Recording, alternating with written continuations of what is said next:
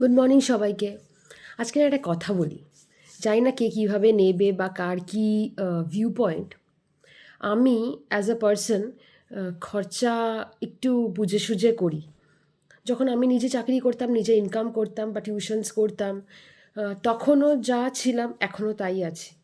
এখন তো বরের পয়সাই সব, single member of the family যে ইনকাম করছে, তো তার পয়সা তো আরও সঞ্চয় করার আমি চেষ্টা করব। কেউ কেউ এই স্বভাবটাকে কেউ কেউ বলে কি কিপটেমি, কিন্তু সত্যি কি তাই? আপনারা বলবেন তো, এটা কি কিপটামি বলে?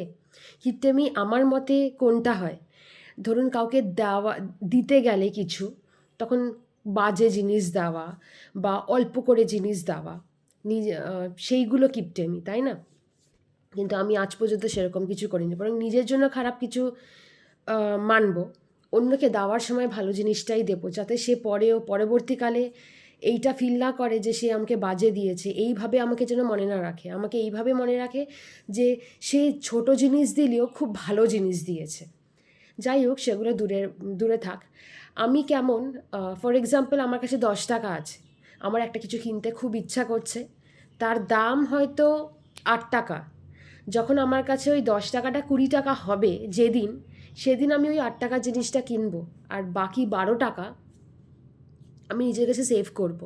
কেন ফিউচারে যাতে কোনো বড় কিছুর দরকার হলে, কেনার দরকার বা কারুকে দেওয়ার দরকার হলে, আমি যাতে সেই সঞ্চয়ের টাকাটা ইউজ করতে পারি।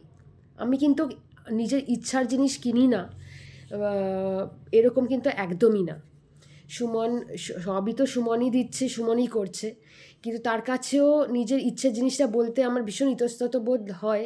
কেননা অনেক কষ্ট করে মানুষ ইনকাম করে, এবার সেই টাকাটা বেফালতু খরচা হয়ে যাক আমি একদমই চাই না। যখন খুব দরকার হয় বা সংসারের খরচা থেকে টাকা যদি বাঁচাতে পারি, তবে সেই টাকার থেকে কিছুটা পোর্শন হয়তো আমি ইচ্ছার জিনিস কিনি, বাকিটা কিন্তু সেভ করার চেষ্টা করি। এইটাকে কিন্তু আমার মনে হয় না কিপটেমি বলে। কি বলেন আপনারা? কমেন্ট করে জানাবেন।